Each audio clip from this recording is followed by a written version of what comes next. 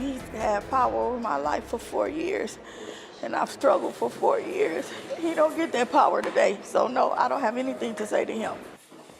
Emotions run high as the man convicted of brutal murders in 2013 is sentenced to death, the first death penalty imposed since Nebraskans voted to bring it back.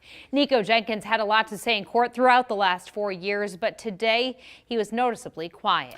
A judge methodically explained why capital punishment is justified, citing a bunch of factors, including that the four-time killer has shown no remorse. Miranda Christian was in the courtroom. She has the sentence and reaction.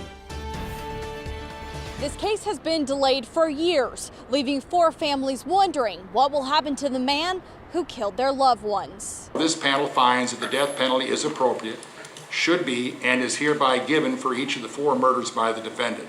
4 death sentences and another 12 convictions, each with 45 to 50 years in prison. That is what the 3-panel judge ruled in the Nikko Sentenced case. The defendant's commission of these 4 murders over a 10-day period is one of the worst killing sprees in the history of this state. You don't get the glory today. I get the glory. My family gets the glory. God gets the glory.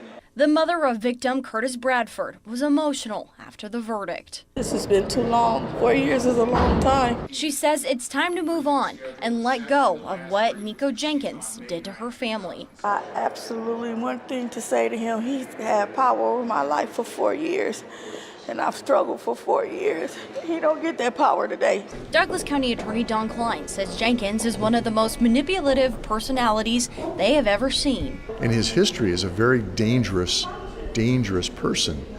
And like I said, that's part of this process that the court found that he deserved the maximum punishments. The 3 judges had to weigh his past, like his family history and mental illness, against the severity of his crimes. They also compared this case to others in the past. Each one of these murders was a deliberate and planned act.